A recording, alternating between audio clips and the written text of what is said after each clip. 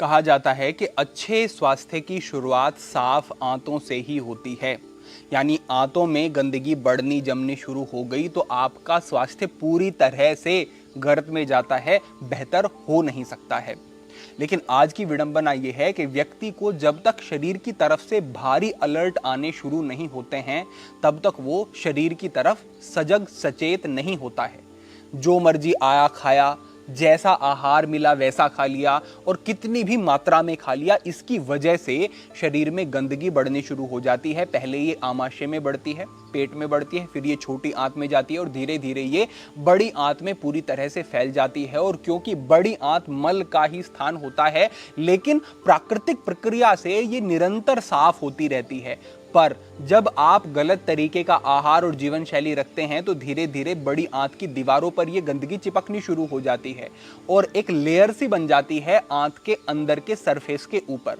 फिर इस लेयर के ऊपर और गंदगी का चिपकना बड़ा आसान हो जाता है और धीरे धीरे ये गंदगी बहुत बढ़ जाती है। आपको कॉन्स्टिपेशन की समस्या रहनी शुरू हो जाती है और धीरे धीरे फिर क्या होता है, अनेक प्रकार की समस्याएं, जैसे स्किन की समस्या होनी शुरू हो गई, आंखें कमजोर हो गई, बालों की समस्या होनी शुरू हो गई, पाचन मंद हो गया, भूख नहीं लगती है, मानसिक समस्याएं होनी शुरू हो गई, आपकी इम्यूनिटी वीक हो गई, मुंह से दुर्गंध आनी शुरू हो गई और आप बहुत आलस्य में रहने लगे, ऊर्जा का अभाव शरीर में होता चला गया। इस प्रकार के अनेक लक्षण फिर आएंगे ही आएंगे। जब इस प्रकार की स्थितियां बहुत बढ़ जाती हैं तो व्यक्ति सोचता है कि मैं कोई विरेचक औषधि ले लेता हूं, कोई चूर्ण ले लेता हूं जिससे मेरा पेट साफ हो जाए, गंदगी बाहर हो जाए। लेकिन वो इसे एक बार लेता है, दो बार लेता है, लेकिन समस्या का ठीक समाधान नहीं होता। फिर वो इसके ऊपर निर्भर हो जाता है और बार बार इन चूर्ण को लेना शुरू कर देता है।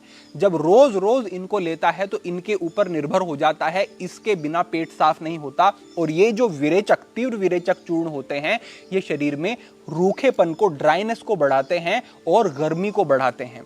फिर जब निरंतर इनको लिया जाता है तो अलग प्रकार की समस्याएं पैदा हो जाती हैं और उनसे पीछा छुड़ाना फिर और मुश्किल हो जाता है। तो अच्छा क्या है, जरूरी क्या है कि किसी औषधि के लिए बिना अगर हम अपने शरीर को डिटॉक्स कर सकें तो ये बड़ी ही उत्तम बात है। और आज ऐसे ही अभ्यास के विषय में मैं बात कर रहा हूं। जो ये अभ्यास है ये योग में, आयुर्वेद में हजारों साल पहले से वर्णित है। इसको बस्ती क्रिया कहकर के संबोधित किया गया है, लेकिन आज आधुनिक समय में इसको सरल करने के लिए इस उपकरण का प्रयोग किया जाता है और इसे एनीमा कहा जाता है। इसका प्रयोग करना आपके लिए अमृत तुल्य है, ये तो आप निश्चित समझ ले। बस आपको अपने दिमाग से ये निकालना है कि ये तो अजीब है, इसको हम कैसे करेंगे, ये तो थोड़ा सा अटपटा लगता है। ऐसा नहीं, आपको अपने स्वास्थ्य के लिए बड़ी सारी चीजें करनी ही पड़ती हैं और अगर नहीं करेंगे तो फिर भविष्य में बहुत सारे नुकसान उठाने पड़ते हैं। तो अब आप समझें कि एनीमा किस प्रकार से करना है और क्या ये होता है। तो इस तरीके से हमारे पास ये जो पोर्ट है ये बाजार से आपको मिल जाएगा, ऑनलाइन मिल जाएगा। डिस्क्रिप्शन में मैं इसका लिंक भी दे दूंगा। तो इस तरीके का हमारे पास पोर्ट होता है और इसमें ये इस तरीके से एक पाइप लगा हुआ होता है। ये पाइप आगे इस तरीके से जाता है और यहाँ पर इस पाइप में एक लॉक होता है। इसको आप इस तरीके से जब दबाते हैं तो ये जो पाइप है इसके ऊपर एक दबाव पड़ता है और ये पाइप यहां से रुक जाता है, आगे पानी जाना बंद हो जाता है। अब आगे इस पाइप में इस तरीके से ये अग्रभाग आपको अलग से मिलता है। इसको आपको इसमें इस तरीके से फिट करना होता है पाइप में और इसको अपने एनस के माध्यम से अंदर प्रवेश कराना होता है। इसको मैं बताता हूं अब कैसे करना है। जैसे आपके पास ये पोर्ट है तो आप जब इसमें पानी भर रहे हैं तो इस लॉक को आप पहले यहां से लगा लेंगे जिससे कि पानी आगे ना जाए। अब हमने यहाँ पर पानी लिया, कैसा पानी लिया, हम यहाँ पर कोई गर्म पानी नहीं लेंगे, कोई ठंडा नहीं लेंगे, हमें सामान्य ताप का पानी लेना है। यानी कि जो भूमिगत जल है, जिस ताप पर वो निकलता है भूमि से, बस वो पानी लेना है। सर्दियों में रखा है पानी और बहुत ज्यादा ठंडा हो गया है तो उसको सामान्य ताप पर लाना पड़ेगा। तो सामान्य ताप का पानी हमने इसमें भर लिया। अब देखिए इसमें जो यहाँ पर आप देखेंगे तो यहाँ पर इसमें 500 ml, 1000 ml और यहाँ पर इसमें शायद 1500 ml लगभग कुछ इस तरीके से है। तो ये यहाँ पर लिखा हुआ है। शुरुआती समय में आपको केवल 500 ml पानी ही लेना है, इससे ज़्यादा नहीं, क्योंकि अगर इससे ज़्यादा पानी लोगे और उसको अपने इंटेस्टाइन के माध्यम से अंदर प्रवेश कराओगे तो वो आपको असुविधा दे सकता है, थोड़ा सा दर्द सा लग सकता है, या फिर आपको इतना ज़्यादा प्रेशर बन जाएगा, भले ही आपको कॉन्स्टिपेशन हो रहा हो लेकिन फिर भी बड़े ही वेग से आपका मल जो है शरीर से बाहर आएगा। तो ये बड़ा ही उत्तम अभ्यास है, तुरंत इसका रिजल्ट आपको मिलता है, ऐसी चीज़ है। तो आपने इसमें शुरुआत में कितना लिया, 500 ml के लगभग पानी लिया, यहीं से आपको शुरुआत करनी है, फिर धीरे धीरे अभ्यास बढ़ेगा तो बढ़ा सकते हैं। तो इस तरीके से आपने इसमें पानी ले लिया। अब इसको आपको एक ऊंची जगह पर रखना है, यानी कि जहां पर या तो आप अपने वॉशरूम के अंदर आपके स्पेस है तो वहां पर आप इसको प्रयोग कर सकते हैं, या फिर अपने कमरे के पास, यानी कि वॉशरूम के पास होना चाहिए, अटैच वॉशरूम है तो उसमें अपने कमरे के पास कर लें, या फिर थोड़ी दूरी पर ही आपके वॉशरूम होना चाहिए, ज़्यादा दूर ना हो, इस बात का ध्यान रखेंगे। तो इसको आपने ऊंचे स्थान पर इस तरीके से रख लिया। अब ग्रेविटी के कारण ये जो पानी है ये नीचे की तरफ तो स्वाभाविक आएगा। आपको ध्यान ये रखना है कि आपको इस पोट को अपने सर से ऊपर यानी कि काफी ऊंचाई पर रखना है, जिससे कि तेजी से पानी नीचे की तरफ आ सके। जब ये इसमें पानी आ गया तो आपको करना क्या है, देखिए ये जो इसका अग्रभाग है इस पर आपको थोड़ा सा नारियल का तेल लगा लें, बादाम रोगन लगा लें, या फिर सरसों का तेल आपको इसके ऊपर अप्लाई कर लेना है। और इसको आपको अपने एनस के माध्यम से, मल द्वार के माध्यम से आपको इसको अंदर प्रवेश कराना है। मैंने पहले ही कहा है, संकुचित दृष्टिकोण नहीं रखेंगे कि ये क्या है कैसे है। जब आप बीमार हो जाते हैं, डॉक्टर्स के पास जाते हैं, तो पता नहीं किस किस प्रकार की क्रिया प्रक्रियाओं में आपको पढ़ना पड़ता है। इससे अच्छा है कि स्वयं ही अपने शरीर को डिटॉक्स करो, साफ करो और इस अमृत तुल्य अभ्यास का लाभ लो। तो आपको इस पर ऑयल लगा लेना है और इसको अपने एनस के माध्यम से अंदर प्रवेश कराना है। तेल लग जाएगा तो सरलता से ये प्रवेश हो जाएगा। ध्यान ये रखना है कि थोड़ा अगर इसको अंदर प्रवेश कराएंगे एनएस के माध्यम से तो ये आपके अंदर पानी नहीं जा सकेगा, क्योंकि ये अवरुद्ध रहेंगी जो यहाँ पर इसके जो छिद्र हैं। तो इसको थोड़ा सा ज्यादा अंदर की तरफ आपको लेकर के जाना है। बिल्कुल सहज है, ऑयल लगा लेंगे थोड़ा सा तो बहुत सरल हो जाएगा। तो ये आपने अंदर प्रवेश कराया। जैसा कि मैंने कहा, इसको जैसे ही आप ऊपर रखेंगे, इस लॉक को यहाँ से आप खोलेंगे तो आगे पानी आना शुरू हो जाएगा और एनएस के माध्यम से आपके इंटेस्टाइन में पानी प्रवेश करना शुरू हो जाएगा। जब ये पानी प्रवेश करेगा तो आपको हल्की सी असहजता, हल्का सा दर्द सा अनुभव होना, ऐसा भी फील हो सकता है। उसे बिल्कुल सामान्य समझना है। आपको एनीमे का प्रयोग करते हुए ही वेग भी आ सकता है, मल त्याग करने का प्रेशर बन सकता है। तो उस स्थिति में आपको इसको यहाँ से बंद करना है। उसके बाद थोड़ी देर तक आपको रुकना है उसी स्थिति में और फिर से आपको इसको खोल देना है। फिर से पानी अंदर प्रवेश करना शुरू कर जाएगा। फिर आप थोड़ी देर तक ऐसे रहते हैं और फिर से आपको जरूरत लगती है तो बीच में बंद कर दें और धीरे धीरे अपने पेट के ऊपर हाथ को आप फिराते रहेंगे। इसका जो सबसे आसान तरीका है, जो इसकी पोजीशन सबसे आसान है जो आपके लिए रहेगी, वो ये है कि आपको इस तरीके से करवट लेकर के लेटना है।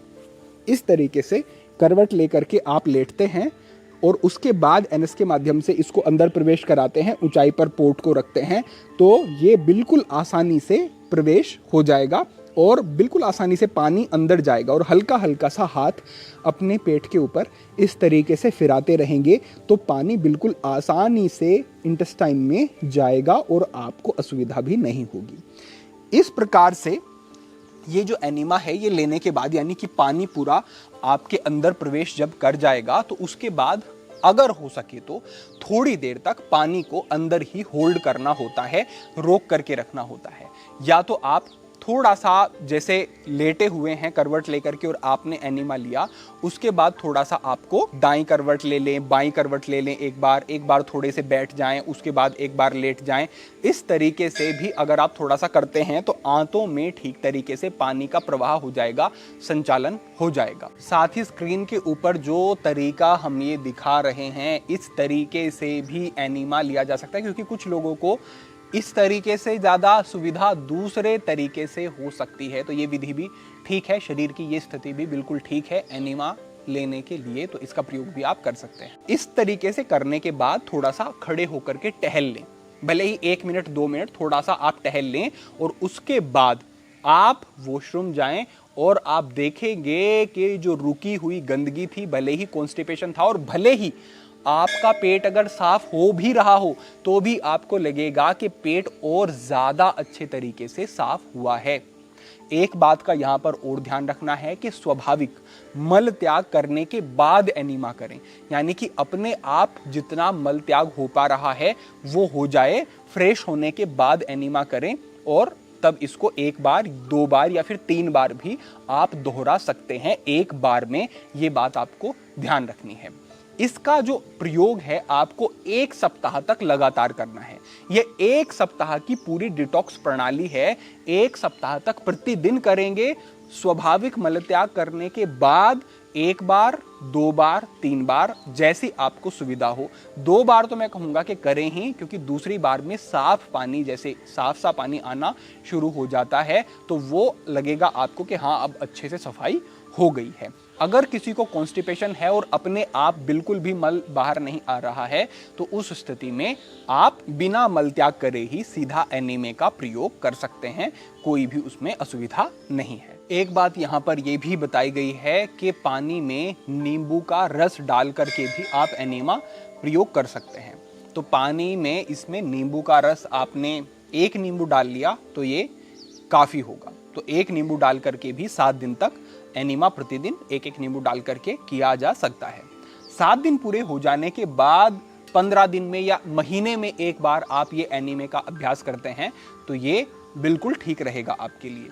एक सावधानी आपको ये रखनी है कि जो आपने ये अग्रभाग इसमें यहाँ पर लगाया हुआ है, ये एक व्यक्ति एक ही प्रयोग करे। दूसरा व्यक्ति अगर इसका प्रयोग कर रहा है तो फिर ये इसके साथ 2 आएंगे संभवतः। इस जो पोर्ट आप लेंगे तो वो दूसरा व्यक्ति दूसरे इस अग्रभाग को ऐसे लगाएगा और प्रयोग करेगा। एक ही अग्रभाग का इसका प्रयोग 2 व्यक्ति ना करें, इस बात का ध्यान रखेंगे। साथ ही अब आप ये समझ लें कि इस एनीमा से अगर आपको लाभ बहुत अधिक लेने हैं, लाभ को बढ़ाना है, तो उस स्थिति में आपको क्या करना होगा, इस विषय को समझते हैं। तो देखिए, हमारे विद्वानों ने कहा है कि इस समय पर, मैंने आपको क्या कहा है कि 7 दिन तक लगातार आपको इसका प्रयोग करना है। तो 7 दिन की ये जो ड्यूरेशन है इसमें आपको उपवास भी करना है, फास्टिंग भी करनी है। और उसमें मैं ये नहीं कहूंगा कि बिल्कुल आहार नहीं लेना है, उसमें बस एक प्रोसेस है, 7 दिन तक इसको फॉलो करना है। देखिए, पहले दिन में आपको क्या करना है, पहले दिन में आपको बहुत हल्का सा जूस लेकर के रसीले फलों का उसका प्रयोग करना है। पानी ले लिया, उसमें थोड़ा सा शहद डाल करके आप उसका प्रयोग कर सकते हैं। नारियल पानी आप ले सकते हैं। इस तरीके से जूस के ऊपर, लिक्विड के ऊपर पहला दिन आपका रहना चाहिए। दूसरे दिन में कहा गया है कि इसी की मात्रा को बढ़ाओ, यानी कि पहले दिन में थोड़ा थोड़ा जूस आपने लिया, थोड़ा थोड़ा सा आपने नारियल पानी वगैरह लिया, अब इसकी ही मात्रा को थोड़ा सा दूसरे दिन में बढ़ाना होता है। अब आता है तीसरा दिन। तीसरे दिन में ये जूस आदि आप लेते रहें और फलाहार भी साथ में करना शुरू कर देना है। फलों का, अच्छे रसीले फलों का प्रयोग करना शुरू आपको कर देना है। इसके बाद चौथे दिन में फल, सूप, उबली हुई सब्जियां या फिर खिचड़ी का प्रयोग आपको करना है। हल्की हल्की, थोड़ी थोड़ी मात्रा में इस प्रकार की चीजें आपको लेनी शुरू कर देनी है चौथे दिन में। अब 5वें दिन में इन सब चीजों का प्रयोग करते रहें, साथ में आप चावल, रोटी, हल्की सब्जी, इस तरीके की चीजों का प्रयोग भी करना 5वें दिन में शुरू कर सकते हैं। छठे दिन में कोई ऐसा नियम नहीं है कि आपको ये खाना है, ये नहीं खाना है। सामान्य आहार पर, घर के सात्विक आहार पर आ सकते हैं आप। बस आपको ध्यान रखना है कि मिर्च मसालों का प्रयोग बिल्कुल आपको नहीं करना है। तो छठे दिन में इस तरीके से आ गए और 7वें दिन में बिल्कुल सामान्य आहार पर आप आ जाएं। बस सात्विक अच्छा आहार होना चाहिए। तो इस तरीके से धीरे धीरे धीरे धीरे सामान्य आहार पर आना है। और पहले दूसरे दिन में विशेष रूप से 2 दिन का विशेष रस के ऊपर, लिक्विड के ऊपर आपकी ये फास्टिंग रहेगी। इस दौरान आपका थोड़ा सा वजन कम हो सकता है, इसे बिल्कुल स्वाभाविक समझना। जितना ये वजन कम होगा, अगर आपको वजन बढ़ाना है तो ये बहुत तेजी से बढ़ जाएगा। बिल्कुल आप स्फूर्ति, ऊर्जा और मजबूती शरीर में इसके बाद और ज्यादा अनुभव करेंगे। और अगर आप वजन कम करना चाहते हैं तो जो वजन कम हुआ है वो भी ऐसा नहीं कि किसी तरीके की पोषक तत्व की कमी शरीर में लग गई और तब वजन कम हुआ है, ऐसा नहीं। आप फलाहार कर रहे हैं, रस ले रहे हैं, जूस ले रहे हैं और फिर अल्पाहार, सात्विक आहार ले रहे हैं, तो इससे शरीर में किसी तरीके की कमी नहीं लगेगी। तो ये जो 7 दिन की डिटॉक्स प्रणाली है, इसमें इस तरीके से अगर आप अपने आहार को रखते हैं तो ये बहुत ही उपयोगी और गुणकारी है। ध्यान रखना कि शरीर में अम्लता बढ़ जाती है, एसिडिक प्रभाव शरीर में बढ़ जाता है, उसको कम कर देंगे ये 7 दिन। और जो ये आपकी अपान वायु है ये ठीक होगी तो रिप्रोडक्टिव सिस्टम बहुत अच्छा होगा। और ब्रह्मचर्य का पालन करने वाले जितने भी हमारे युवक युवतियां हैं उनके लिए ये बड़ा ही उपयोगी और गुणकारी रहने वाला है। और कितनी ही आपकी समस्याएं जो शरीर में आपको लगता है कि थी, अब वो समाप्त हो जाएंगी और ऊर्जा बहुत अधिक आपकी बढ़ी हुई आपको अनुभव होगी। तो इस तरीके के अनेकों अनेक लाभ आपको मिलने वाले हैं। लाभ इतने हैं कि मैं गिनवा नहीं सकता, बस आप ये समझ लो कि ये बहुत ही लाभदायक गुणकारी अभ्यास आपके लिए रहने वाला है। साथ ही ये भी ध्यान दो कि अगर ये 7 दिन का आप उपवास नहीं कर पाते हैं या इस तरीके से जो हमने आहार लेने के तरीके बताए नहीं ले पाते हैं, तो घर का सात्विक अल्पाहार कम मात्रा में लेते हुए, दिन भर में अच्छी मात्रा में पानी पीते हुए भी आप 7 दिन तक ये एनिमा डिटॉक्स प्रणाली चला सकते हैं। तब भी आपको लाभ तो इसके निश्चित रूप से मिलेंगे। तो इस तरीके की पूरी ये हमारी प्रक्रिया रहती है जो कि आपको निश्चित रूप से बड़े लाभ देने वाली होगी।